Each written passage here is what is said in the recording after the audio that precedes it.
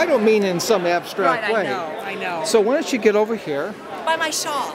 by the The shawl. shawl looks good. I take my glasses off, okay?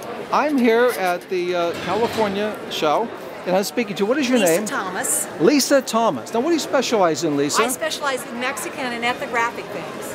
Mexican and ethnographic things. What's Yes, textiles. What's ethnographic is mean? pertaining to a certain culture, ethnic culture. So it's a background like somebody from Mexico, from Guatemala, from Palestine, from parts of China. So it's the actual cultural part, center where all these things were evolved from.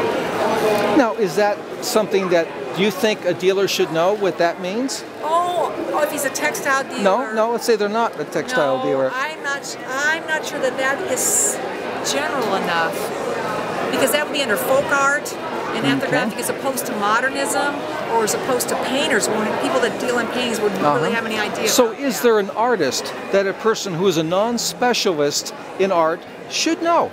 Yes, I think there is. I think in the 20th century, Van Gogh stands out, Picasso stands out, and most people know those painters. You can get into lesser known like Monet, Renoir. Then you can go back to the 19th century, because each century pretty much has a look to it.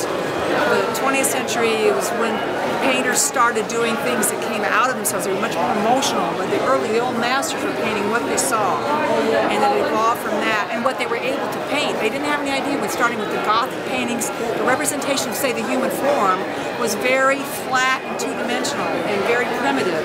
And then you can just look at church paintings, and if you just want to use that as an iconography, go start with the Gothic paintings in the Byzantine churches, the faces, the two-dimensional faces of Christ or Mother Mary, and as they through every century, you go up farther and farther. 1300s had a completely different look. Learning how to paint skin. Titian was the first painter who learned how to paint skin using pink Titian. Painting pink, using pink and green juxtaposed, so the skin looked luminous and realistic. And so painting sort of came along that way, where you were representing what you saw. In the old days, before there were cameras, and cameras came in and they took a picture of what was there, and then painting after that got emotional. German Expressionism in the early 20th century, full of lightning and bomb kind of stuff. Yes, that's Tibetan turquoise. Let me summarize. So is there the one artist you would say that they should know? The one. I'd say Van Gogh, and I would be surprised if nobody knew Van Gogh and Picasso. Matisse, I mean Matisse is another amazing one. Okay, we'll go with Van Gogh. Yeah, we'll go with Van Gogh, because I should think everybody who's had any kind of learning any place in any of the industrialized countries should know who he is.